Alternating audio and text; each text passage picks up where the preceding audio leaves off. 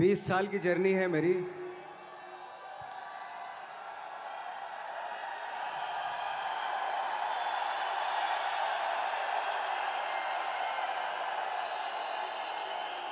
ऐसे ही ऐसे जब 20 साल पहले मैं खड़ा हुआ था ऐसे किसी ऑफिस में जाके, तो मुझसे पूछा गया था कि क्या है। किसी डायरेक्टर के असिस्टेंट ने पूछा था क्या है। मैंने कहा एक्टर हैं। बोले दिखने से तो लगते नहीं हो एक्टर हो। तो क्या होता था कि इंडस्ट्री में हमेशा ये चलन था कि एक्टर हीरो जो होता है वो 6 फुट का होता है और गोरा होता है और लंबा चौड़ा बल्ले छल्ले होते हैं। मतलब हम तो बस ऐसे ही चले गए थे, ऐसा ऐसा ऐसा समझता था वो। और शिप्रा, मैं ये आपको यकीन दिलाना चाहता हूँ इस चीज़ का कि मेरे खुद के रिश्तेदारों ने भी, जब मैंने उनसे इच्छा जाहिर की कि मैं एक्टर बनना चाहता हूँ, तो उन्होंने भी मुझे डीमोरलाइज किया कि पहले शक्ल तो देख ले अपनी। क्योंकि 5 फुट का छोटा पतला दुबला सा आदमी, काला कलूटा, मुझे खुद को पता नहीं था कि इंडस्ट्री में मेरा क्या हाल होगा। बट एक जिद थी, एक जिद थी। और हजारों लाखों, मतलब सालों साल से इंडस्ट्री में सिर्फ यही चलन था कि एक्टर तो, हीरो तो जो है ऐसा होता है। लेकिन इन सब ऑड सिचुएशंस के बावजूद भी गए। लेकिन एक चीज़ मेरे दिमाग में थी कि जो सब कर रहे हैं वो नहीं करना है, तो अलग क्या करूं, अलग क्या होना चाहिए। उसके लिए ट्रेनिंग की ज़रूरत थी, जो मैंने नेशनल स्कूल ऑफ ड्रामा में आके ट्रेनिंग ली। 3 साल मैंने एक्टिंग की पढ़ाई की वहाँ पे, और अपनी एक क्राफ्ट के बारे में समझा कि एक्चुअली इस पर्सनैलिटी में अगर मैं लोगों को इम्प्रेस करना चाहता हूँ, उसके लिए एजुकेशन की बहुत ज़रूरत है। या जो भी आप काम कर रहे हो उसमें क्राफ्ट, उसका एक्सपर्ट होना बहुत ज़रूरी होता है। ऐसे ही हवा में नहीं कि जैसे पहले होता था, अरे यार तो बहुत खूबसूरत दिखता है, फिल्मों में जाके काम करना शुरू कर दे। ऐसा नहीं। किसी चीज़ को बारीकी से जानना, उसके लिए ट्रेनिंग की, एक्सपर्ट्स की, एक्सपीरियंस की ज़रूरत होती है। तो मैंने ट्रेनिंग ली नेशनल स्कूल ऑफ ड्रामा से, और 2000 में मैं पहुंच गया मुंबई। मुंबई पहुंचने के बाद जब हम किसी ऑफिस में जाते थे, आई थिंक उससे पहले चलन नहीं था बिल्कुल भी। हम लोग गए, जैसे मैंने बताया कि ऑफिस में खड़े हो के, भाई हम एक्टर हैं, काम दोगे क्या। तो बोले पहले हुलिया तो देख अपना तू। तो ये हर बार सुनने के लिए मिलता था, और वो बात भी सही थी। क्योंकि उससे पहले कभी कोई आपने देखा नहीं होगा कोई इतना बड़ा, कोई इतनी सी पर्सनैलिटी का 5 फुट 6 इंच का आदमी, पतला दुबला सा मरियल सा, कि कभी ये इस तरह के लोग एक्टर भी बन सकते हैं, हीरो भी बन सकते हैं, स्टार भी बन सकते हैं। ऐसा चलन था ही नहीं। मैं कॉन्फिडेंट था बिकॉज ऑफ माई ट्रेनिंग। मैंने ट्रेनिंग ली थी और अपनी क्राफ्ट के बारे में बहुत अच्छे से जानता था मैं। और उस चीज़ का सिर्फ कॉन्फिडेंस था मुझे कि आज नहीं तो कल, कल नहीं तो परसों, या 10 साल या 20 साल या 30 साल, 30 साल के बाद नंबर ज़रूर आएगा मेरा। मैंने कभी भी अपने को टारगेट नहीं किया, टारगेट नहीं दिया मैंने कि अगर 2 साल ट्राई करके देखता हूँ उसमें, अगर हो गया तो ठीक है, वरना कोई दूसरा फील्ड अपना लूँगा। ऐसा कभी नहीं। जिस चीज़ का पैशन होता है, जज्बा होता है, अगर आप दिल से चाह लो ना, तो पूरी दुनिया झुक जाती है उसके ऊपर। उसको पूरा करने के लिए पूरी कायनात एक हो जाती है कि इस आदमी की जिद के लिए, इस आदमी की जिद के आगे झुकना पड़ेगा। और पूरी दुनिया झुकती है आपकी जिद के आगे। लेकिन आपको जिद्दी होना पड़ता है, आपको बहुत सारे सेक्रीफाइस भी करने पड़ते हैं, क्योंकि ये आपने चाहा है। परीक्षा देनी पड़ती है आपको, जितना बड़ा इम्तहान होगा उतनी बड़ी परीक्षा भी देनी पड़ेगी। आसान काम नहीं है। छोटे छोटे टारगेट बनाएंगे तो छोटों में निपटारा हो जाएगा। हमेशा अपने आप को टारगेट बढ़ा दो। तो उसके लिए हमेशा अपने आप को अनकंफर्ट जोन में डालो कि जो इम्पॉसिबल है उसको पॉसिबल करने की शिद्दत, पैशन आपके अंदर होना चाहिए, वो हो जाता है। आज जो दुनिया में इतने सारे एक्सपेरिमेंट हुए हैं, ये सिर्फ इसी बिना पे हुए हैं, पागलपन के जरिए ही हुए हैं ये सारे एक्सपेरिमेंट। एक मैंने कहीं सुना था कि कि जब आप एक्सपेरिमेंट करते हैं तो फेलियर भी होते हैं, कई बार फेलियर होते हैं। कोई एक एक्सपेरिमेंट करने के लिए, कोई एक चीज़ करने के लिए बहुत बार हमने भी झेला है, बहुत बार फेलियर हुए हम लोग। लेकिन एटलीस्ट हमें इतने सारे फेलियर होने से इतने तरीके पता चले कि इन तरीकों से सक्सेस नहीं मिल सकती। फॉर एग्जाम्पल, एडिसन ने जब बल्ब का आविष्कार किया तो 100 बार एक्सपेरिमेंट किए अपनी ज़िंदगी में। 100 बार एक्सपेरिमेंट करने के बाद जब उसको पता चला कि अरे फॉर्मूला तो ये था बल्ब बनाने का, तो एटलीस्ट उसको ये, उसके साथ साथ उसको ये भी पता चला कि 100 जो तरीके हैं, 100 तरीकों से बल्ब नहीं बनता, ये भी पता चला उन फेलियर्स में उसको।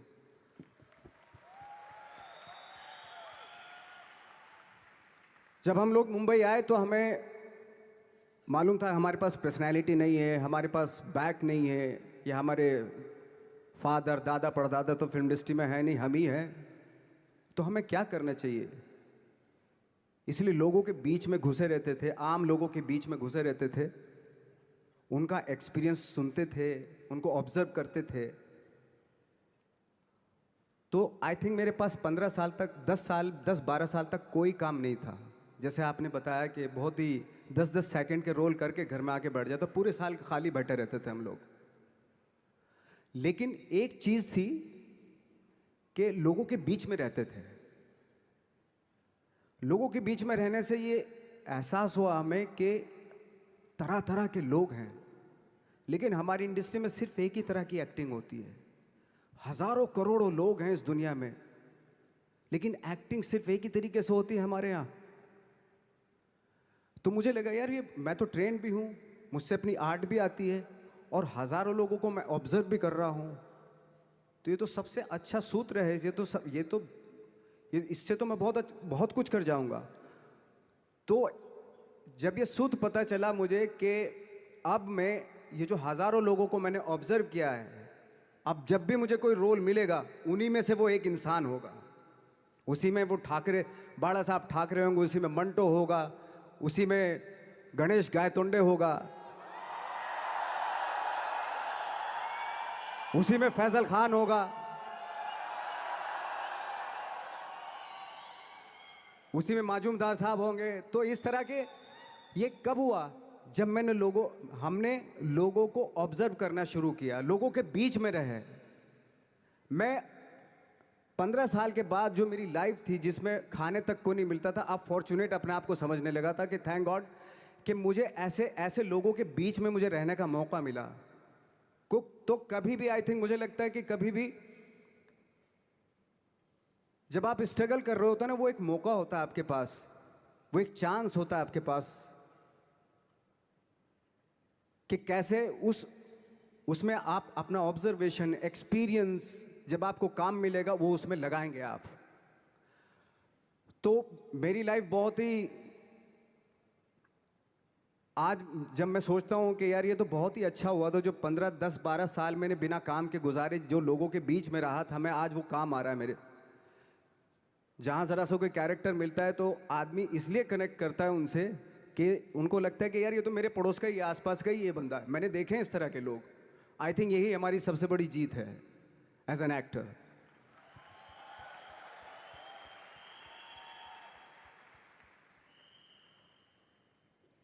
ऑफ कोर्स स्ट्रगल में बहुत सारी चीज़ें सेक्रीफाइस करनी पड़ती हैं, क्योंकि खुजली आपको हुई है, आप ही को मिटानी पड़ेगी।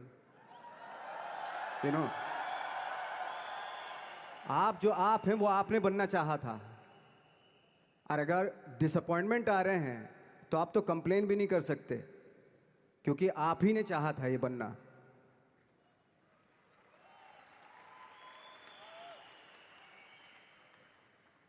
तो बस यही था कि 10-12 साल तक मैंने सोचा था, 10-12 साल जब स्ट्रगल हो गए तो मेरे बहुत ज़्यादा वो भी हुआ कि यार छोड़ के चले जाते हैं, कुछ काम मिल नहीं रहा है, क्या हो रहा है कुछ पता नहीं, आई डोंट नो मिल पाएगा या नहीं मिल पाएगा।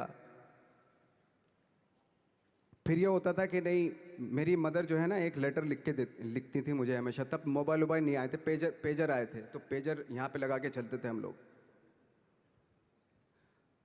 जब उनको मालूम हो जाता था कि भाई बंदा जो है ना थोड़ा सा फ्रस्ट्रेशन में है, डिप्रेशन में है, क्योंकि काम नहीं मिल रहा, तो मेरी माँ मुझे एक लेटर लिखती थी, उस पर लिखती थी कि लिखने के बाद एक लास्ट में लिखती थी कि 12 साल में कचरे के दिन भी बदलते हैं, तू तो इंसान है, तेरा दिन भी बदलेगा। तो उन सब चीज़ों को देख के कोई एक शेर, कोई एक कोटेशन, कोई इस तरह की जो मोटिवेट करती है, जो लाइंस आपको, उनका रहना, उन पे बिलीव करना बहुत ज़रूरी होता है, क्योंकि वही चीज़ आपको मोटिवेट करती हैं आगे बढ़ाने के लिए। और जब ख़राब वक्त होता है आपको, वो लाइंस, वो पोएम्स, वो सारी चीज़ें आपको संबल देती हैं, मजबूती देती हैं, ताकत देती हैं। और मैं जिस गांव से आया था, डिस्ट्रिक्ट मुजफ्फरनगर के एक छोटा सा गांव था बुढ़ाना। जब हमने शुरुआत की थी वहाँ पे, जब मैं था वहाँ पे लाइट भी नहीं थी। 1 घंटे के लिए रात में कभी आ गई, या 1 महीने के बाद हल्का सा मुंह दिखा के चली गई। इस तरह की लाइट इस तरह होती थी। वही लैंप में पढ़ना स्टार्ट किया, लैंप। तो छोटे से गांव से आने के बावजूद फिर दिल्ली मतलब छोटा सा, उससे बड़ा शहर भी हमें ऐसा लगता था पता नहीं क्या है, मतलब डर लगता था।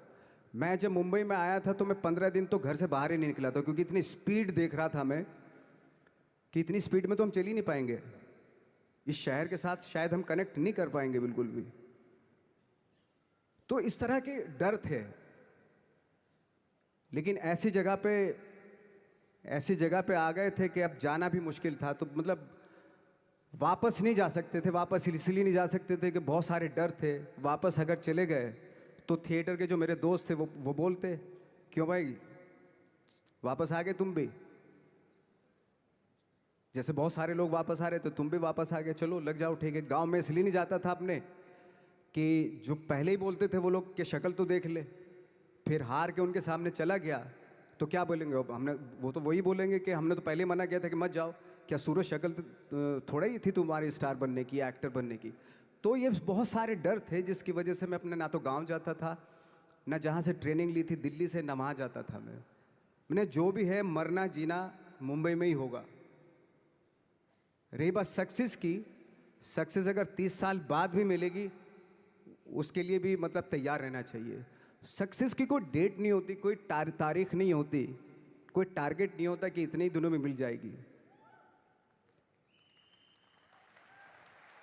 इंसान का काम होता है, आई थिंक मुझे लगता है कि मेरे हिसाब से मुझे लगता है कि लाइफ ना हमेशा अपने आप को लाइफ में पुश करते रहो, और पैशन के साथ जिस भी आप काम में हो, जो भी आप काम कर रहे हैं उसमें पैशन के साथ लगे रहना बहुत ज़रूरी होता है।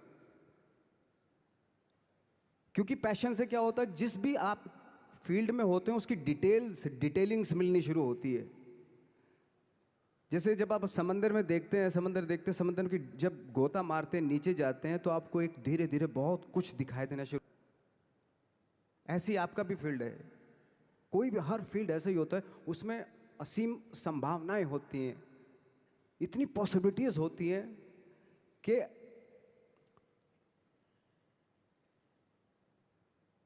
आई थिंक दुनिया का हर काम में इतनी सिर्फ अगर एक दर्जी है पैंट सीता है, 1000 तरीके की पैंट सी सकता है वो, अगर वो चाहे तो। अगर उसने नहीं चाहा तो वो जो ट्रेंड चला आ रहा है वही सीता जाएगा। लेकिन अगर उसने चाह लिया कि मैं ऐसा कुछ करता हूँ, तो 1000 तरीके की पैंट उसी में 1000 तरीके की सी देगा वो पैंट। ऐसे हर फील्ड में पॉसिबिलिटीज़ बहुत होती हैं और एक परफेक्शन होता है। फॉर एग्जांपल जैसे हम लोगों ने ट्रेनिंग इसलिए ली कि परफेक्शन आ जाए अपने काम में। जैसे एक मैंने एग्जांपल सुना था कि ये छोटी छोटी चीज़ें जो मैं बता रहा हूँ, ये चूँकि मैंने बचपन में सुनी थी, उन पे उन्हीं को अपनी लाइफ बना के आगे बढ़ा तो आज यहाँ पे हूँ। इसलिए वो छोटी छोटी चीज़ें बहुत काम आती हैं, उनको सुनना बहुत ज़रूरी होता है इंसान के लिए। बताते हैं कि एक बहुत बड़े, पता नहीं ये सच है झूठ है, मुझे नहीं इतना ज़्यादा नहीं मालूम, बट कोई बहुत बड़े इंसान हुए, लेकिन वो पहले मोची थे, जूता सीते थे। लेकिन जूता जहाँ से सीते थे ना, वहाँ से कभी फटता नहीं था वो, भले दूसरी जगह से फट जाए लेकिन वहाँ से नहीं फटता था, क्योंकि उसका पैशन था जूता सीना। काम भले ही वो है वो, लेकिन उस काम में भी उनका उनका पैशन है। तो इसी वजह से वो इतने पॉपुलर होते चले गए कि यार जूता फट गया लेकिन सिलवाना वहीं जाके है, क्योंकि वहाँ अगर उन्हें सी दिया वहाँ पे, ज़िंदगी भर वहाँ से जूता नहीं फटेगा। तो छोटी छोटी चीज़ों में ये जो परफेक्शन, पैशन, ये सारी चीज़ें होती हैं जो आपका आगे बढ़ाती हैं, बहुत आगे ले जाती हैं। लेकिन उसके वही है, कुछ चीज़ों का होना वाकई बहुत ज़रूरी होता है। फिर एक्सपीरियंस आपका, आपकी नॉलेज। जैसे मेरा मानना है कि मैं आई एम सॉरी टू से, बट मेरा खुद का मानना है कि मैं लक पे बिलीव नहीं करता हूँ। मेरे सामने आज तक मेरे सामने लकीली कोई चीज़ नहीं हुई कि मैं लकीली यहाँ तक पहुँच गया। आज जो आप प्रोमो देख रहे थे, जो क्लिपिंग्स देख रहे थे मेरी, मैं लकीली नहीं पहुँचा हूँ यहाँ पे। मैंने उसके लिए मेहनत की है, मैंने उसके लिए नॉलेज इकट्ठी की है, मैंने उसके लिए ट्रेनिंग ली है। अगर लक पे डिपेंड करता ना मैं, तो अपने एक रूम में रहता, देखते हैं यार लक जब होगा तो हो जाएगा, ऐसा थोड़ा ना होता है। बाला साहब ठाकरे का जब मैंने रोल किया तो वो लकीली नहीं हो गया। उसके लिए 1 महीना में पहले हारमोनियम पे बैठा मैं कि बाला साहब कहाँ से बोलते हैं, उनका सुर क्या है, उनका टेक्सचर क्या है, उनकी वॉइस का, उनकी वॉक कैसे है, वो चलते कैसे हैं, उनका वेट किस चीज़ पर ज़्यादा डिपेंड करता है। हर आदमी का जो वेट होता है, किसी का थाइस पे होता है, किसी का फुट पे होता है, किसी का बट पे होता है वेट, किसी का कमर पे होता है। हर आदमी का एक वेट शिफ्ट करने का एक अलग तरीका होता है। तो हम लोग इतनी डिटेल में जाते थे कि बाड़ा साहब किन चीज़ों पे वेट कर रख के चलते हैं, ऐसे चलते हैं, कोई या तो ऐसे चलते हैं या ऐसे चलते हैं, इस तरह की बहुत सारी डिटेल होती हैं। जब आप जाते हैं तो बहुत सारी चीज़ें पता चलते हैं। मेरे सामने इतने चैलेंज थे जब मैं बाड़ा साहब का रोल कर रहा था, तो वो मिमिक्री भी नहीं होनी चाहिए, कॉपी भी ना हो। जैसे अमूमन अक्सर होता है जब हमारे यहाँ बायोग्राफी की जाती है तो हम कॉपी कर देते हैं उसकी। कॉपी करना मतलब अगर हम किसी की कॉपी कर रहे हैं या मिमिक्री कर रहे हैं तो वो वीकनेस समझी जाती है कि आप वीक एक्टर हो। और ये बात मुझे बहुत पहले समझ में आ गई थी जब मैं ट्रेनिंग ले रहा था। मैं ट्रेनिंग के फ़ायदे बता रहा हूँ आपको। जब मैं ट्रेनिंग ले रहा था ये हमें तभी समझ में आ गया था। और प्रिपरेशन के वक्त, बाला साहब की प्रिपरेशन के टाइम पे, कि मैंने कि इसकी मिमिक्री नहीं होनी, बाला साहब की मिमिक्री नहीं होनी चाहिए, ना कॉपी होनी चाहिए, और लगना भी चाहिए कि बाला साहब ठाकरे है।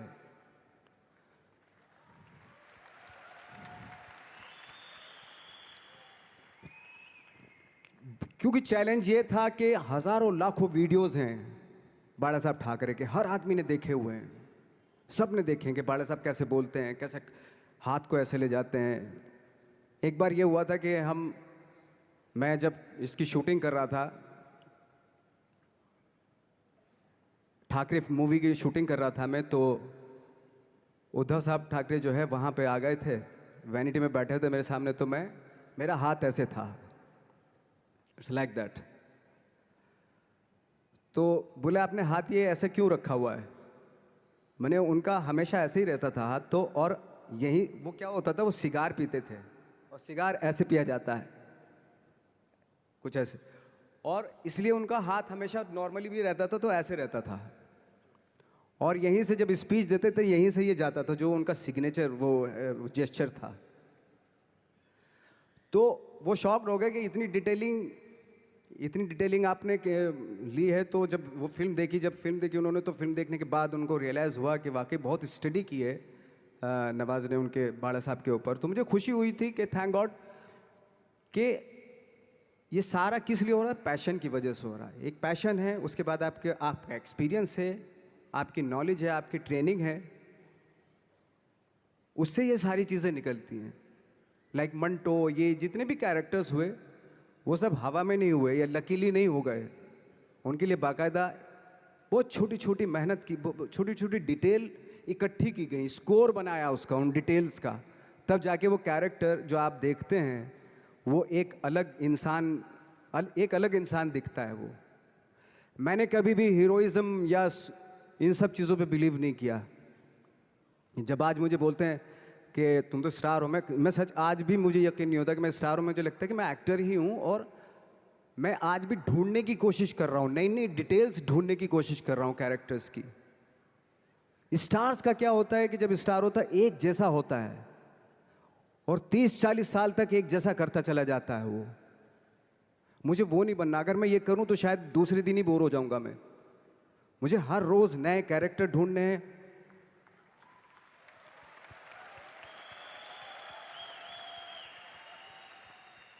लोगों के बीच में रहना है, क्योंकि लोगों ये बीच में रहने से बहुत सारी चीजें मिलती हैं।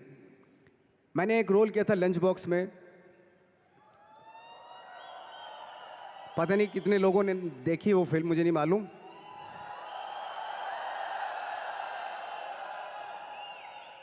उसका कोइंसिडेंट ऐसा हुआ कि मेरा जो दोस्त था, जो मेरे रूम पार्टनर स्ट्रगल के टाइम पे मेरे साथ रहता था, तो मैंने उसी को सेम उसी की डिटेल मार दी उसमें फिल्म में। जब पिक्चर रिलीज हुई तो उसने देखी, उसको लगा अरे ये तो मैं हूं। अब वो भी एक्टर था।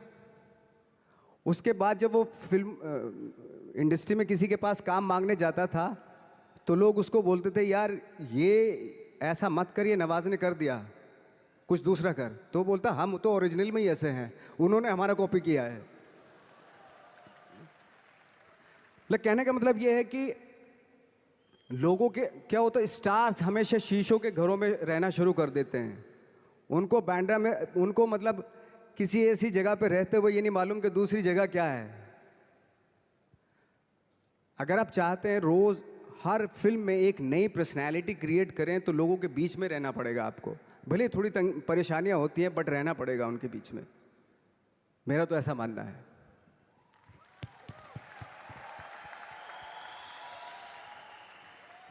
नवाज, आप बहुत छोटे से शहर से हैं, डिस्ट्रिक्ट मुजफ्फरनगर। यहाँ पे बहुत सारे लोग ऐसे बैठे हैं जो बहुत सारी सिटीज़ से हैं actually, major cities like Delhi, Bangalore, Hyderabad, Pune, Chennai, Nepal. और इन सब चीज़ों के बीच में बड़े शहरों की बहुत सारी फैसिलिटीज़ हैं, बहुत सारे आराम हैं। जबकि आपके शहर या जिस शहर से मैं हूँ, जहाँ पे एजुकेशन भी नहीं मिलती है, जहाँ पे खाना पीना, जैसे आपने बोला बिजली, कोई भरोसा नहीं होता कब आएगी, जाना तो नॉर्मल है। हाँ, तो वहाँ पे उस छोटे से शहर में रह के एक परिवार में जहाँ पे कभी किसी ने एक्टिंग के बारे में दूर दूर तक नहीं सोचा था, और आप 8 भाई बहन हैं, सबके साथ रह के परिवार में परिवार का चीज़ करने की जगह एक अलग से ये जो थॉट आया था अलग से कि मैं एक्टिंग करूँगा, और वो भी काफ़ी दिन बाद जब आपने जॉब भी कर ली उसके बाद, तो जब वो थॉट आया तो परिवार ने आपको सपोर्ट किया। और अगर रिश्तेदारों ने, जैसे आपने बोला कि कहा, तो आपके दिमाग में उस समय क्या चलता था? मेरे दिमाग में ये तो नहीं आया था कि मुझे एक्टर बनना है, बट इतना ज़रूर था कि कुछ तो नया करना है। क्या करूँगा मुझे नहीं आइडिया था। जो सब लोग करते हैं जो वो नहीं, कुछ अलग करना है मुझे।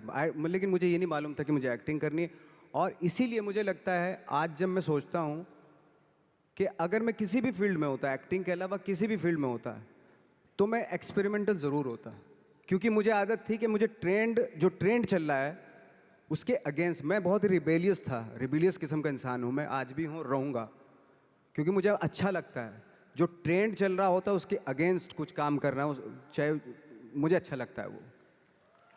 क्योंकि क्या है ना कि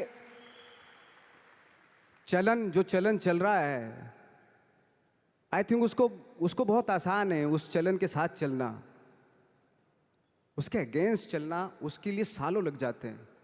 बीच बीच में आपको ये भी लगता है कि यार शायद पॉसिबल नहीं है, लेकिन जब पॉसिबल होता है ना, तो तब बड़ा अच्छा लगता है। तब ये जैसे आज मुझे फील हो रहा है ना, तब ऐसा लगता है। यहाँ पे जितने लोग भी बैठे हैं, और इंक्लूडिंग मुझे, हमने भी ऐसा कुछ शुरू किया है, या हम भी ऐसा कुछ कर रहे हैं जो ट्रेडिशनल नहीं है, जो बहुत अलग है, और जिसके लिए बहुत लोग बोलते हैं कि पता नहीं होगा कि नहीं होगा, कर पाएंगे कि नहीं कर पाएंगे, या तुम कर रहे हो करके दिखाओ, तुम कर लिए तो देखते हैं। और लोग जगह जगह, समय समय पर, हर समय हर किसी को, यहाँ पे जितने लोग भी बैठे हैं उनको कहते हैं कि तुमसे तो हो नहीं पाएगा, और हो गया तो राम जाने। तो जब हमें मतलब ये कैसे हुआ? ये कैसे हाँ, हुआ, फिर ये पूछते हैं कैसे हुआ। हाँ, ये कैसे हुआ, कैसे हुआ फिर भी सुन लेंगे, बट साथ में अगर आगे करने को करो ना तो हिम्मत नहीं होगी। तो आपने जब शुरू किया और आपने जब करना शुरू किया, और आज आपकी वो दोस्त जिन्होंने आपको बोला या जो रिश्तेदार आपको बोलते थे कि तुझसे नहीं हो पाएगा, वो आज क्या कहते हैं? देखो ये है कि जैसे मैंने बताया कि मुझे कदम कदम पे ये बोला गया, जैसे रिश्तेदार मेरे सबसे पहले तो रिलेटिव्स ही बोलते हैं आपके, बोले भाई ये जो करने जा रहा है तू, ये तेरे बस का नहीं है, तू देख ले अपना, बस का नहीं है ये। और जब हो जाता है तो ऑफकोर्स यही कि हमने तो बोला था, अब पता नहीं कब बोला था, मुझे भी नहीं पता कब बोला था उसने ये, कि हमने तो बोला था हो जाएगा। एक किस्सा मुझे याद है कि जब मेरा एक मैगजीन आती है जीक्यू की मैगजीन पे जब मेरा 2012 में मेरा छपा, तो मुझे एक बहुत बड़ी मॉडल थी मुंबई की, तो उन्होंने बुलाए, दोस्त थी, काफ़ी सालों के बाद 3-4 साल के बाद मिलना हो रहा था। तब मैं 3 साल पहले स्ट्रगल ही कर रहा था ऑलमोस्ट, लेकिन जैसे जीक्यू में आया मेरा मैगजीन में, तो वो शॉक्ड हो गई। और वो बहुत ही खूबसूरत, लंबी चौड़ी खूबसूरत मॉडल की तरह बिल्कुल, और मैं ऐसा दिखने में, तो मुझे बोला यार तुम जीक्यू के पेज पे आए हो? मैंने हाँ। तुम कैसे जीक्यू के पेज पे आ गए?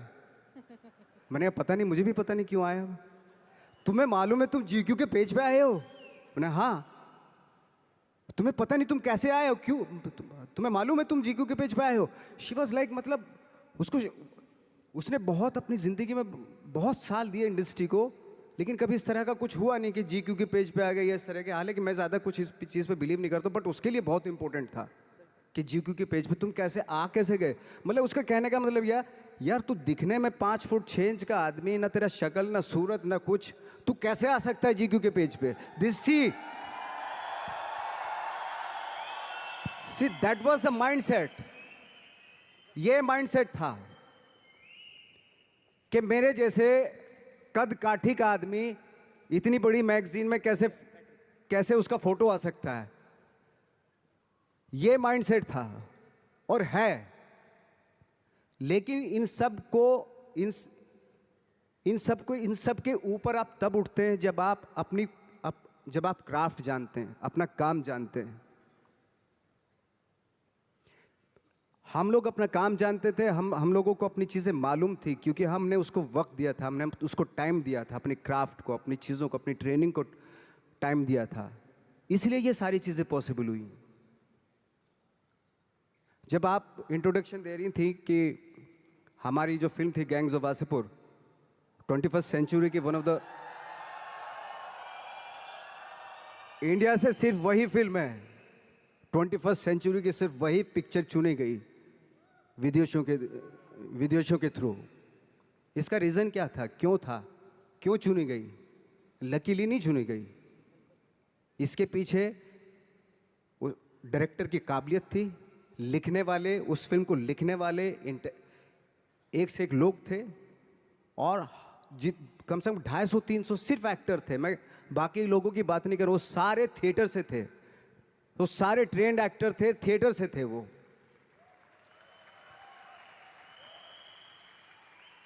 आज जब हम लोग फिल्में लेके जाते हैं इंटरनेशनल फिल्म फेस्टिवल्स में, वो चलती हैं, उनको अप्रिशिएट किया जाता है, तो हमें खुशी इस बात की होती है कि थैंक गॉड कि उन फिल्मों को रिप्रेजेंट कौन कर रहा है?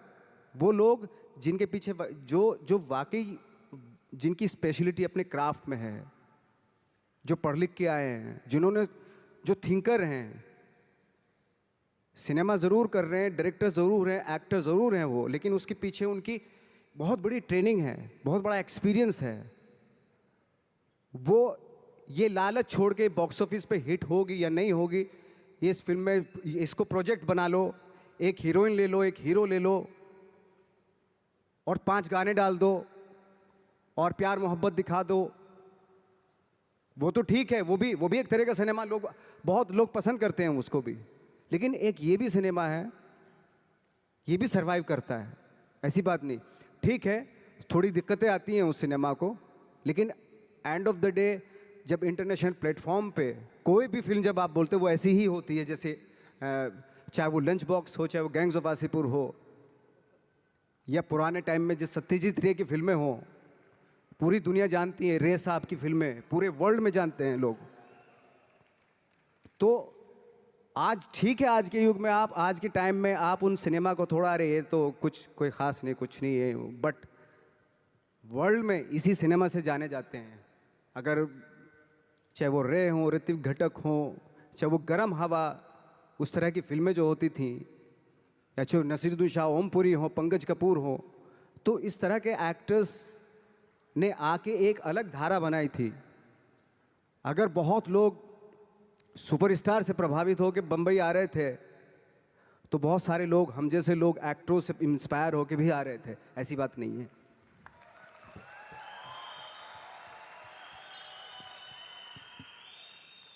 नवाज, यहाँ पे जितने भी लोग बैठे हैं, जैसे आपने बोला कि ट्रेनिंग बहुत ज़रूरी है, और आप काफ़ी बार इस बात को मेंशन करते हैं कि ट्रेनिंग, समझना, अपने क्राफ्टमैनशिप को समझ के करना बहुत ज़रूरी है। हमारे अंदर भी एक कल्चर है जिसमें हम कहते हैं कि साथ में बैठना, रहना, जैसे आपने बोला साथ में रहना बहुत ज़रूरी है, तो हम हमेशा कहते हैं एसोसिएशन में रहना ज़रूरी है। अच्छी तालीम पाने की तरह हम कहते हैं कि अपने बिजनेस को समझना, उसके अच्छे और उसकी बुराइयों को जानना बहुत ज़रूरी है। और शायद आज ये मैजिक ट्रेनिंग में आपको इसलिए बुलाया है बिकॉज इनको भी यही ट्रेनिंग दी जा रही है कि विश्वास करो अपने सपने पे, लगे रहो, दिक्कतें आएंगी, बट समझो और समझ के जब करोगे तो एंड में सक्सेस ज़रूर मिलेगी। इस पूरी जर्नी में आपके, जब आपको कभी भी ऐसा फील नहीं हुआ कि बहुत हो गया, सफलता नहीं मिल रही है, लोग आगे पीछे, शायद कोई आगे बढ़ रहा था, जैसे आपने बताया कि आप पहले ऐसे माहौल में रहते थे जहाँ पे लोगों को एक्टिंग के लिए मिल जाते थे और आपको नहीं मिल रहा था, तो कभी छोड़ने का दिल नहीं किया आपको कि छोड़ देता हूँ, कुछ और कर लेता हूँ?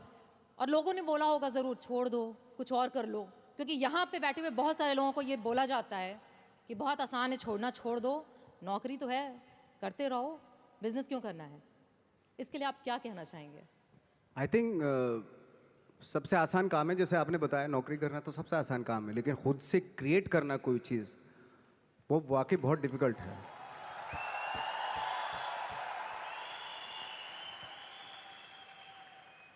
क्या होता है ना कि सरकारी नौकरी मिल गई, बस अब कुछ नहीं चाहिए, पूरी ज़िंदगी गुजार देते हैं, क्योंकि मिलता रहेगा, वो सो हटाएंगे तो नहीं, आपको मिलता रहेगा, सरकारी पैसा आता रहेगा आपके पास। लेकिन खुद से जब करते हैं ना, तो उसको करते हुए बहुत दिक्कतें आए, डेफिनेटली बहुत दिक्कतें आएंगी, क्योंकि खुद का कुछ क्रिएट कर रहे हैं आप, और क्रिएशन में हमेशा प्रॉब्लम आती है, वो आसानी से नहीं हो जाता, कोई भी क्रिएट चीज़ आसानी से नहीं हो जाती।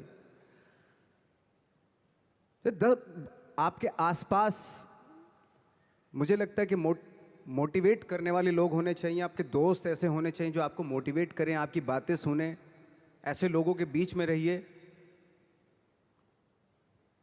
जो आपको हर वक्त आपकी बातें सुने, आप चाह क्या रहे हो, क्या सोचते हो, आप उसकी रेस्पेक्ट करें,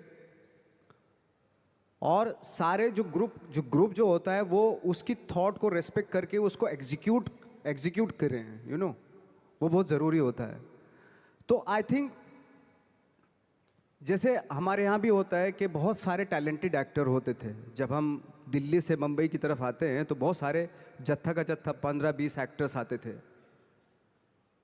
तो बीच बीच में गायब होने लगते थे वो, पता नहीं कहाँ, कोई कहीं चला गया, कोई कहीं चला गया, किसी ने छोड़ दिया, किसी ने दुकान कर ली, है ना, किसी ने कुछ कर लिया, ऐसे चले जाते थे। मैंने कहा वो एक्टर कहाँ गया, वो तो चला गया, क्यों? ये काम नहीं मिल रहा था यार। अच्छा वो तो यही है मुंबई, वो क्या कर रहा है? बोले कुछ नहीं कर रहा है, ऐसे ही। तो पता है ऐसा क्यों होता था?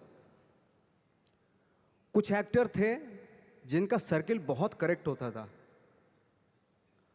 और कुछ एक्टर थे जिनका सर्किल जो है ना बहुत ही गंदा सर्किल था, डिप्रेस करने वाला, है ना, ऑलरेडी फ्रस्ट्रेटेड थे वो लोग, इस तरह का सर्किल था। तो हमेशा ना मुझे लगता है कि अवेयर रहना चाहिए कि मैं किन लोगों के बीच में रहता हूँ, वो बहुत ज़रूरी है। क्योंकि क्या होता है कि अगर आप डिप्रेस फ्रस्ट्रेटेड लोगों के बीच में रहोगे ना, तो आप भले एनर्जेटिक हो, टैलेंटेड हो, लेकिन 5-7 साल रहने के बाद आप भी वैसे ही हो जाएंगे, क्योंकि वो एनर्जी आपकी सक कर रहे हैं, आपको दे नहीं रहे कुछ भी, एनर्जी आपकी ले रहे हैं वो। तो बहुत सारे एक्टरों से जब मैं मिलता था, वो बिल्कुल ही गिव अप कर दिया था उन्होंने।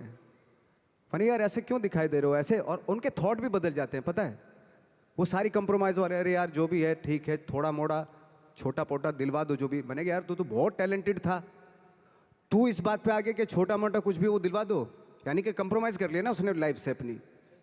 तो आई थिंक वो बहुत ज़रूरी होता है कि आप किन लोगों के बीच में रहते हो, क्योंकि एनर्जी जो होती है ना वो एक्सचेंज होती है, एनर्जी टकराती है एक दूसरे से। 2 पॉजिटिव लोगों को यहाँ पे खड़ा कर दो, आपको पता चल जाएगी, वो एनर्जी मालूम हो जाएगी। या 10 लोगों में 3 नेगेटिव एनर्जी खड़ा कर दो यहाँ पे, तो वो 3 जो नेगेटिव एनर्जी वाले होते हैं ना, वो 7 लोगों की एनर्जी ऐसे खींच लेते हैं। ये है, फैक्ट है ये बात। एनर्जी तो सर्वाइव करती है ना, ट्रेवल करती है एनर्जी। तो हमेशा मुझे लगता है कि ऐसे लोगों के बीच में रहो जो पॉजिटिव हो, जिनके थॉट बहुत अच्छे हों, जो नया कुछ करने की सोच में हमेशा रहते हो, जो कुछ क्रिएट करने की धुन में रहते हो। तो इस तरह के लोगों के बीच में रह के अगर रहते हैं आप, तो 3-4 साल भी आप 3-4 साल बाद भी आप भी वैसे ही हो जाते हैं। हमारे यहाँ भी एक कहावत है और एक आपस में कि एसोसिएशन में रहो, अपलाइन की सुनो, मतलब जो भी आपके साथ बिजनेस में काम कर रहा है, जो एक्टिव है और जो वर्किंग है, उसकी सुनते रहो, क्योंकि वो ही आपका भला चाहता है और वही आपको आगे बढ़ाना चाहता है, और वो आपको हमेशा मोटिवेट करेगा। एंड आई एम श्योर कि यहाँ आने के बाद भी आपको मैजिक की पॉजिटिविटी महसूस हुई होगी। बिल्कुल, ऑफ कोर्स महसूस हुई मुझे तो इसी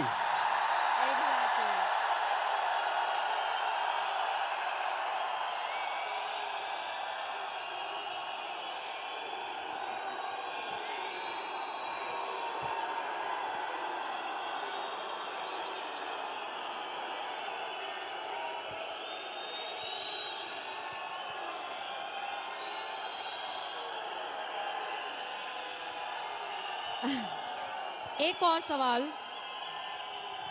पूछूं और सवाल। आपने बहुत लंबा सफर चुना है, जहां से आप शुरू हुए और अभी तक में काफी साल लगे।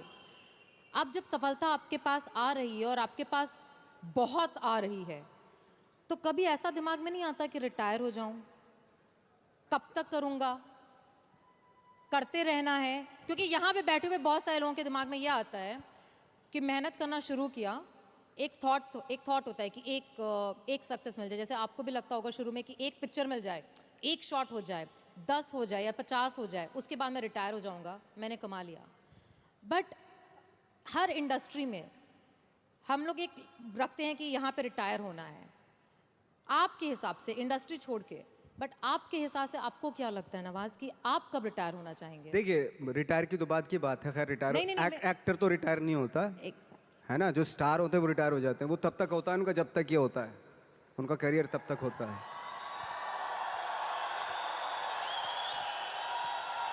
लेकिन इसमें और इसमें फर्क होता है, बिल्कुल, है ना। तो जैसे मैं एक बात कहने वाला था, एक बात कह रहा था कि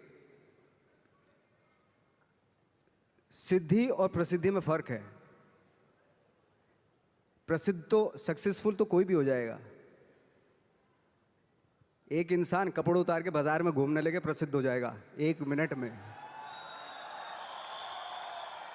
ठीक है। आजकल तो इंटरनेट का जमाना है, थोड़ा मोबाइल से खींच लिया, डाल दिया, हो गया। अरे नंगा घूम रहा था बंदा बाजार में, कौन है, अच्छा ये नाम है, अच्छा, हाँ हाँ हाँ हाँ हाँ, है, हो गया प्रसिद्ध। तो हमारे एक टीचर थे, वो हमेशा बताते थे प्रसिद्धि और सिद्धि में कितना फर्क है। पहले प्रसिद्धि लिखते थे और नीचे सिद्धि लिखते थे। प्रसिद्धि का प्र हटा दो, सिद्धि होता है। तो सिद्धि जो होती है प्रसिद्धि के भी ऊपर होती है। सिद्धि प्राप्त करना बहुत जरूरी होता है, सिद्धि प्राप्त करना बहुत मुश्किल है, प्रसिद्ध होना बहुत आसान है। हम यहाँ पे फ्रेंकली स्पीकिंग, मैं मुंबई में प्रसिद्ध होने के लिए नहीं आया था, मुझे इस फील्ड में सिद्धि प्राप्त करनी थी, इसलिए आया था मैं।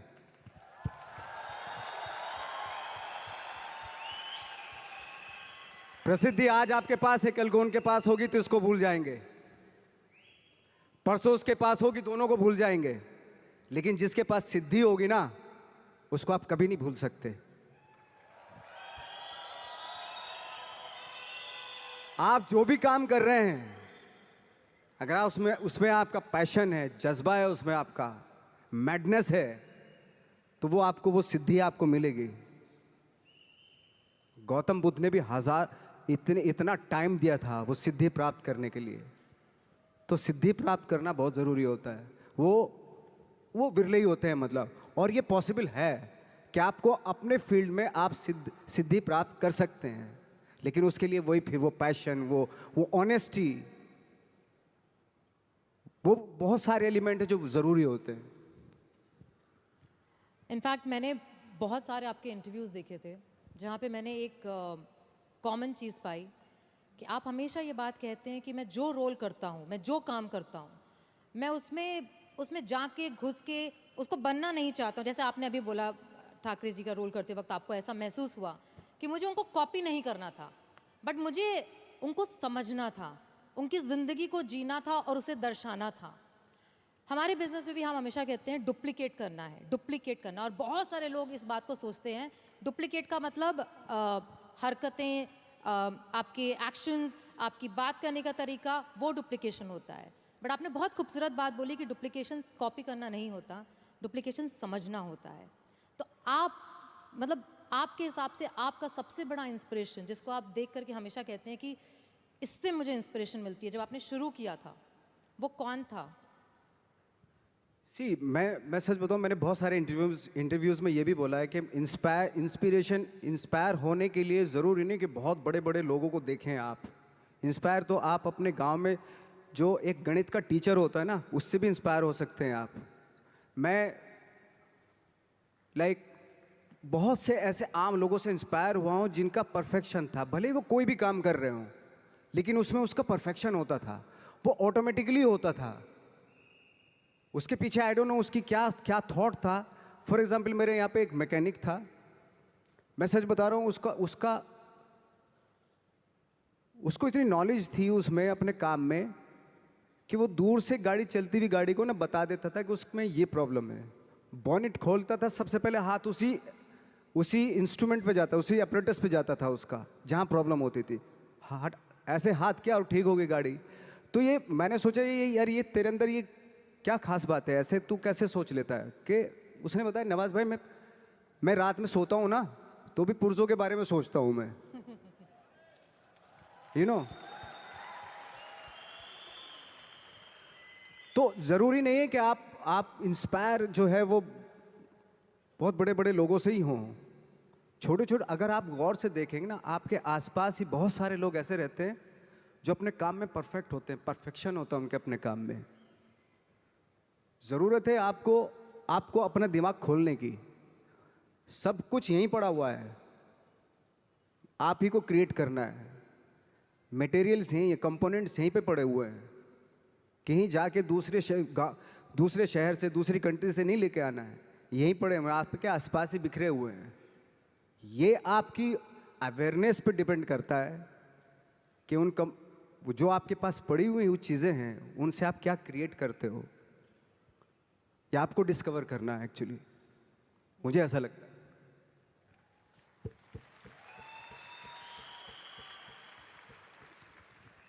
हमारे इस साल के मैजिक का थीम है ड्रीम, चेंज, इंस्पायर। और हम सब लोग बैठ के बात कर रहे थे और हमको ये लग रहा था कि अगर ये थीम सूट करता है ना, तो वो बहुत कुछ आप पे सूट करता है, बिकॉज आपने एक सपना देखा, आपने बदलाव लाने और दिखाने की चाहत रखी, और आज आप इस स्टेज पे नहीं, दुनिया के बहुत बड़े स्टेजों पे खड़े होके हर एक एक्टर को इंस्पायर कर रहे हैं।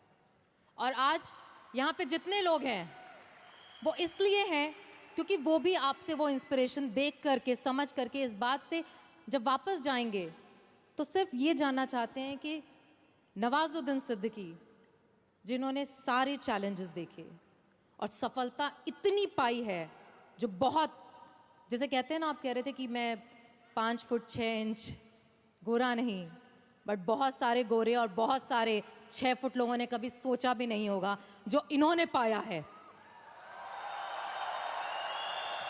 एंड तो ऐसे बहुत सारे यहाँ पे बैठे हैं जिन्हें अपने ऊपर डाउट है, जिन्हें ऐसा लगता है कि मैं कर पाऊंगा क्या, जिन्हें ऐसा लगता है कि शायद मुझ में अब उस बात की एबिलिटी नहीं है, या मुझ में कुछ है नहीं, मैं कम हूँ। और हम जब स्टेज पे आते हैं तो हमें देख करके लोगों को ऐसा लगता है, आपको देख के आज लोगों को ऐसा लगता है कि इसने तो कर लिया, मैं नहीं कर पाऊंगा। तो ऐसे लोगों को आप क्या कहना चाहेंगे? सी, उसने वो कर लिया जो उसको करना था, है ना। आपको वो करना है जो आपको करना है। अगर आप ये सोचेंगे कि उसने जो उसको करना था उसने कर लिया, अब मैं क्या करूं, तो फिर तो आप कुछ नहीं कर पाएंगे, क्योंकि आप तो फॉलो उसी को कर रहे हो। बिल्कुल। आपको खुद की अपनी आवाज़ सुननी पड़ेगी एक्चुअली। मैं क्या करना चाहता हूँ, इस मामले में बहुत ही इंडिविजुअल होना पड़ेगा, बहुत ही प्राइवेट होना पड़ेगा आपको, कि मैं क्या करना चाहता हूँ, मेरे क्या थॉट हैं, मेरे क्या ड्रीम्स हैं। पहले तो सपने देखने पड़ेंगे आपको, और सपने में भी कंजूसी नहीं करनी चाहिए।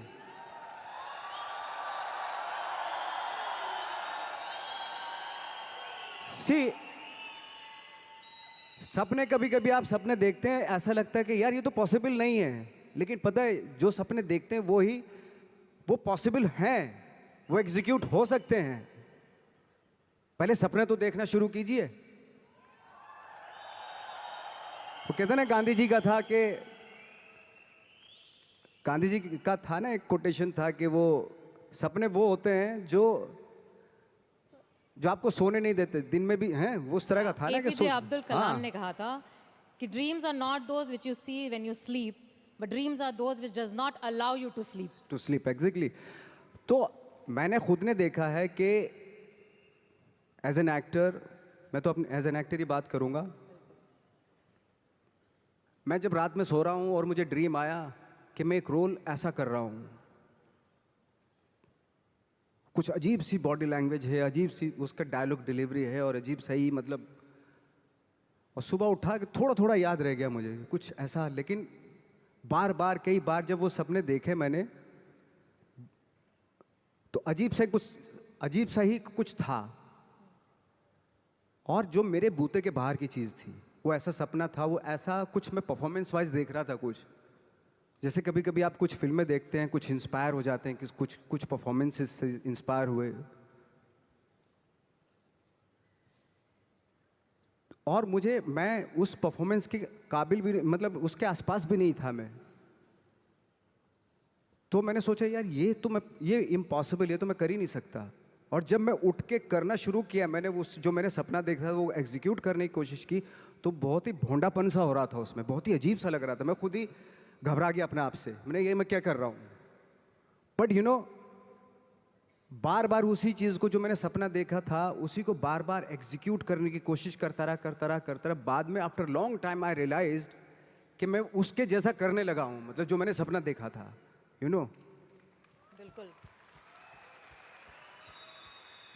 कभी कभी आपने देखा होगा, ये भी एक सपना ही था यार, मैं उड़ जाता हूँ चलो आज, है ना। सपना, ये फैंटेसी थी। कभी सोचा होगा कि किसी ने, कोई सोच भी नहीं सकता था, वो भी एक सपना ही था ना। आज लोग चले जाते हैं ना, एक दूसरी कंट्री से उड़ के चले जाते हैं, ये भी सपना ही था, किसी का सपना ही रहा। ये सारे सपने थे एक्चुअली, जो आज एग्जीक्यूट हो रहे हैं, कुछ सालों के बाद एग्जीक्यूट हो रहे हैं, हजारों सालों के बाद एग्जीक्यूट होते होते चले गए। तो सपना देखना ज़रूरी है, और एब्सर्ड सा सपना देखना और भी ज़रूरी होता है। सपना कैसा भी देखना ज़रूरी होता है। क्यों? क्योंकि उसमें पॉसिबिलिटी होती है। जितना एब्सर्ड सा, अजीब सा सपना देखेंगे, आई थिंक उस पर जब आप फोकस करेंगे ना, तो आई थिंक वो बहुत खूबसूरत चीज़ होती है वो। साधारण सपना देख लिया तो ठीक है, सो के वो तो कोई भी देख लेता है साधारण सपना। मैं कहता हूँ असाधारण सपना देखना चाहिए, क्योंकि सपना, असाधारण सपना वो तभी आएगा जब आप असाधारण सोच के होंगे।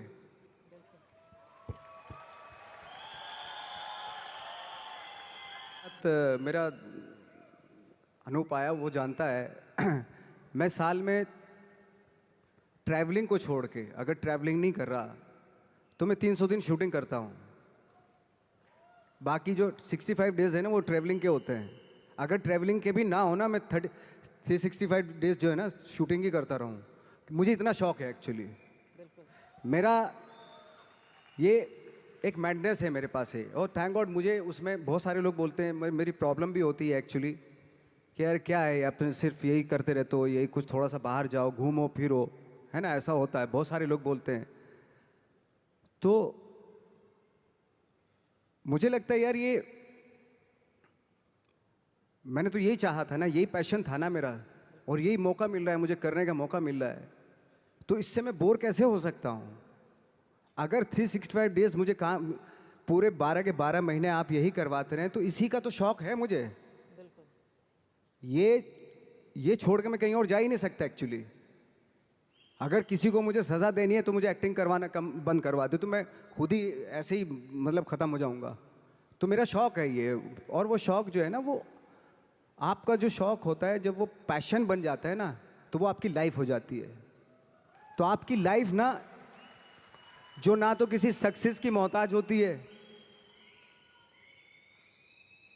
अगर आज मुझे फिल्मों में काम मिलना बंद हो गया तो मैं थिएटर करना शुरू कर दूंगा। वो बंद हो गया, मैं 2 लोगों को ले जाके यहाँ पे एक नाटक कर दूंगा, स्ट्रीट प्लेस करना शुरू कर दूंगा, क्योंकि वो मेरा पैशन है। मैं मोहताज नहीं हूँ कैमरे का, है ना।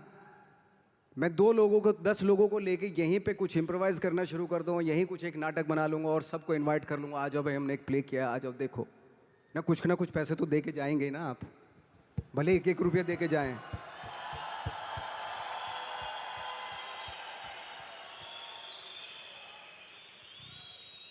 तो हम लोग जो है बहुत सारी चीज़ों के मोहताज नहीं है। अगर छोड़ भी देंगे ना तब भी हम अपना, कहते हैं ना कि वो एक होता है कि एक किसी को आप रेगिस्तान में भी छोड़ दो, वो बिजनेस, एक कौम होती है जो बिजनेस करती है, बिजनेसमैन, ओके, अगर उनको रेगिस्तान में भी छोड़ दो कि वहां पे भी बिजनेस कर लेंगे वो। बिल्कुल, मुझे लगता क्योंकि है उनकी रग रग में होता है वो, उनके ब्लड में होता है वो। जो भी आप काम करें वो काम आपके वाकई ब्लड में होना बहुत ज़रूरी है, उसके लिए मैडनेस होना बहुत ज़रूरी है। आई थिंक यहाँ बैठे 10,000 लोगों के दिल में भी कुछ मैडनेस है।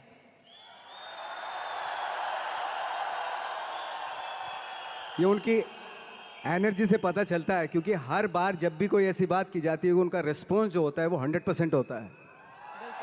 इसी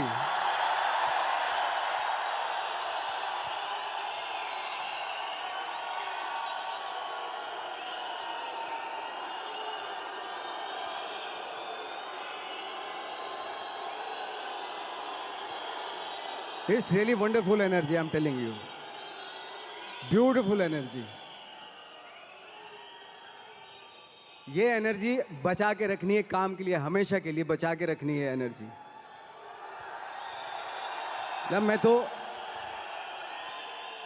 इतने हम लोगों का था कि इतने बेशरम हो गए थे हम लोग, जब बोलते थे ना हमसे कि यार मुश्किल है, हम तो मैंने कि बेशरम बनना पड़ता है, बहुत ज़रूरी है। कहाँ जाएगी सक्सेस? सक्सेस के लिए ना बेशरम बनना पड़ता है। ऐसा बन जाओ कि सक्सेस भी शर्मा जाए।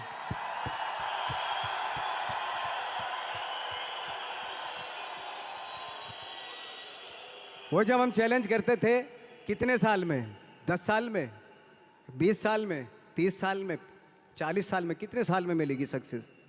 हम तो रेडी थे। मैं 40 साल तक भी स्ट्रगल करता रहता अगर नहीं मिलता मुझे। मेरे अंदर तो वो पैशन था।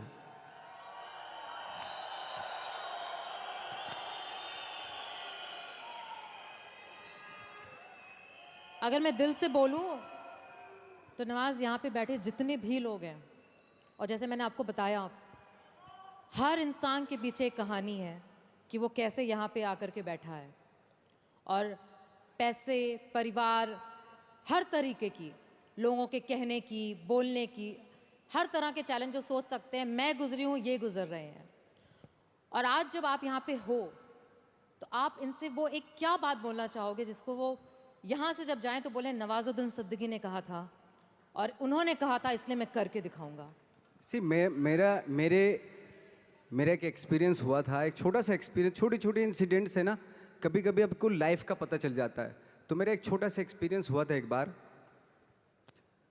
हम लोग जब 2000 में मुंबई आए थे तो बहुत सारे मेरे दोस्त यार भी आए थे, कुछ शादीशुदा थे, हमारे जैसे लोग अकेले ऐसे, कुछ हम लोग ऐसे ही आ गए थे, ट्रेनिंग सब लेके आए थे। तो मेरा एक दोस्त था, उसकी बेटी थी कोई 4-5 साल की। तो ये वो किस्सा बता रहा था कि नवाज, पता है परसों मैं अपनी बेटी को लेके जा रहा था, उसने कहा पापा पापा मुझे आइसक्रीम चाहिए, है ना, और मेरे पास पैसे नहीं थे। जो कहानी सुना रहे थे उन्होंने बोला, मेरे सीनियर ही थे वो थिएटर के, उन्होंने बोला मेरे पास पैसे ही नहीं थे।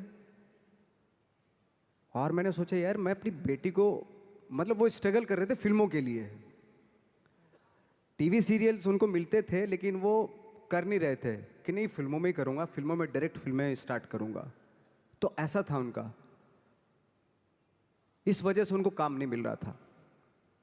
तो उनकी बेटी ने जब बोला पापा पापा मुझे आइसक्रीम चाहिए, तो जब उन्होंने बोला कि बेटा मेरे पास पैसे ही नहीं है, तो नवाज उस दिन मैंने सोचा कि भाड़ में जाए टीवी सिनेमा या वो, मैं टीवी करूंगा लेकिन अपनी बेटी को जब भी बोलेगी आइसक्रीम खिलाऊंगा, हैं। बट द थिंग इज, सी,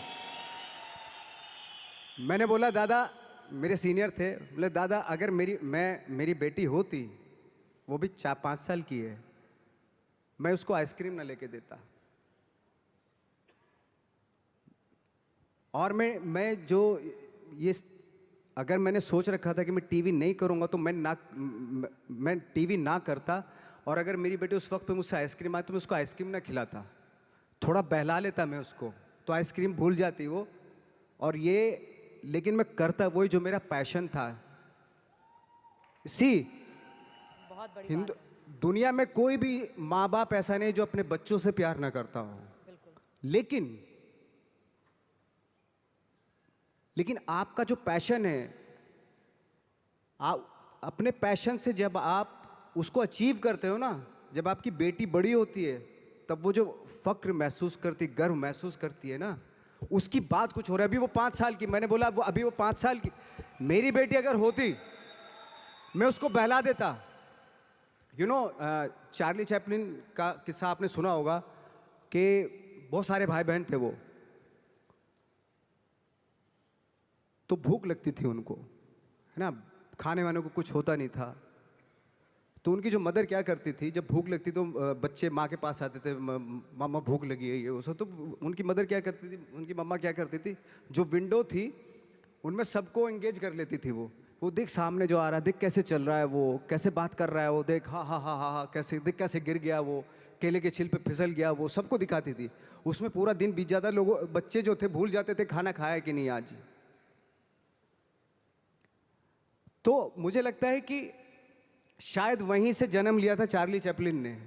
बिल्कुल। चार्ली चैपलिन ने जन्म ले लिया था, बट जो चार्ली चैपलिन बना वो वहां से बना था एक्चुअली।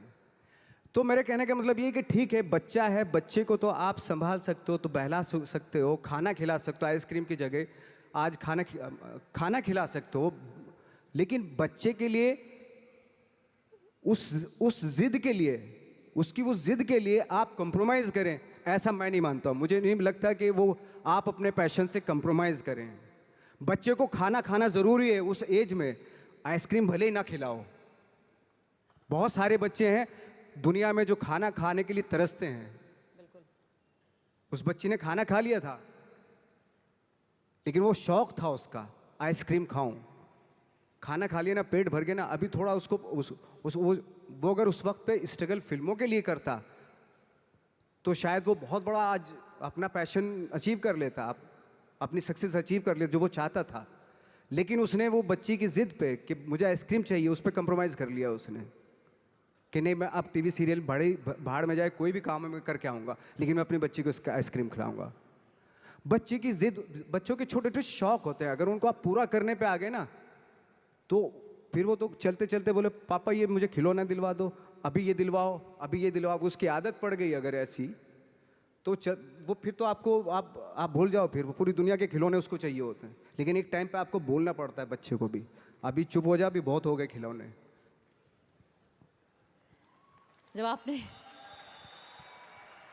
मैंने जब बिज़नेस शुरू किया था नवाज़, आज से 8 साल पहले, तो मेरा बेटा उस समय 5 साल का था और मैं सुबह से लेकर रात तक काम करती थी। और कई बार ऐसा होता था कि जब रात में घर पहुंचती थी तो वो सो रहा होता था और सुबह उठ के सिर्फ उसको स्कूल छोड़ती थी, सिर्फ आधा घंटा। और बहुत सारे लोगों ने बोला था, बहुत सारे लोगों ने, तू कैसी माँ है, तू ऐसे कैसे कर सकती है, तू इतना इतना पैसे के पीछे इतना पागल है कि मतलब। और ना ही मुझे, यहाँ पे बैठे बहुत सारी लड़कियों को, बहुत सारे लोगों को परिवार वाले ऐसा बोलते हैं, एहसास दिलाते हैं कि तुम्हारी जिम्मेदारी ज़्यादा बड़ी है तुम्हारे सपनों से। बट आज 13 साल का मेरा बेटा है, आज उसको जो चाहिए ना उसको बोलना नहीं पड़ता, उसको ऑटोमेटिकली मिल जाता है, क्योंकि वो 8 साल में ना सिर्फ मैंने सपनों को फॉलो किया। और यहाँ पे बैठे जितने लोग हैं ना उस चीज़ को करने से इतना डरते हैं, जो आपने इतनी खूबसूरत बात बोली कि अगर हर चीज़ जो चाहोगे वो इसलिए दे दोगे क्योंकि तुम भागना चाहते हो। एग्जैक्टली, बिल्कुल, तुम छोड़ देना चाहते हो अपने पैशन को, बहाना है ये। एब्सोल्युटली। यही जैसे आप बता रही हैं कि मेरी एक फ्रेंड हैं, उनका जब बच्चा जिद करता था मामा मुझे बैट चाहिए, क्रिकेट का बैट चाहिए, तो वो माँ पता क्या बोलती थी कि जाके पूछ क्या कितने का है।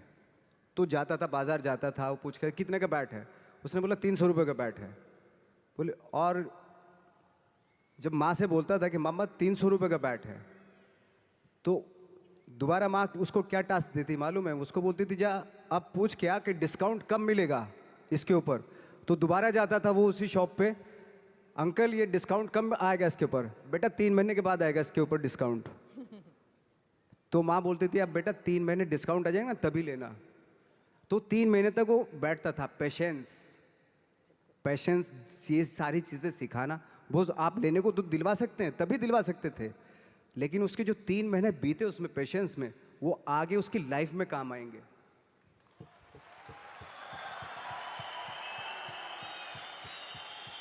वो कहते हैं ना कि सक्सेस जब मिल जाती है और बहुत पैसा आ जाता है आपके पास, तो अपने बच्चों के शौक पूरे करने लगते हैं आप।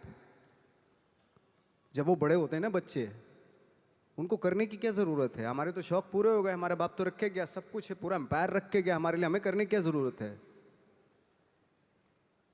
तो उस तरह के हो जाते हैं वो बच्चे। जब तक उनको एहसास कराना बहुत ज़रूरी है कि इसलिए आपने देखा होगा बहुत सारे हमारे यहाँ स्टार हैं, तो उनके जो बच्चे हैं उनको बना बनाए सारी चीज़ें मिल जाती है। कभी कभार ऐसा भी होता है, एक आध एग्जाम्पल बता रहा हूँ मैं जनरली नहीं बता रहा हूँ। आजकल तो खैर माँ बाप जो है बहुत समझदार हो गए हैं, वो अपने बच्चों को, चाहे वो स्टार हो चाहे आप हो हम हो, कि अपने बच्चों को कैसे पालना है, तो वो बहुत समझ से पालते हैं आज की डेट में। जैसे बहुत बड़े स्टार थे हॉलीवुड के, तो उनका बेटा बहुत बिगड़ा हुआ था, शायद बहुत सारे लोग नाम भी जानते होंगे, बहुत बिगड़ेल बच्चा था। तो कई बार उसने कुछ गाड़ियाँ भी बड़ी रैश चलाता था ऐसे ऐसे, और एक बार जेल में चला गया वो। तो जब वापस आया तो बोले पापा आपने मुझे मतलब मेरी बेल नहीं करवाई। तो पापा ने बोला कि यार ऐसा है, और उसने जो सारी प्रॉपर्टी है अपनी ट्रस्ट के नाम कर दी, जो स्टार था उसने। तो उसने बोला कि ना तो आपने मेरी बेल करवाई और सारी प्रॉपर्टी जो है आपने ट्रस्ट के नाम कर दी, मैं आपका बच्चा नहीं हूँ क्या। तो उसने बोला कि अगर तेरे को मैंने नाम दिया है, अगर तू काबिल होगा ना इसी नाम से सब कुछ कर लेगा। अगर मैं सोच के तुझे पैसा दूंगा क्योंकि तू काबिल नहीं है, मैं जितना भी पैसा तुझे दूंगा ना वो भी बर्बाद कर देगा तू। अगर काबिल होगा तो अब खुद ही क्रिएट कर लेगा सारी चीज़ें।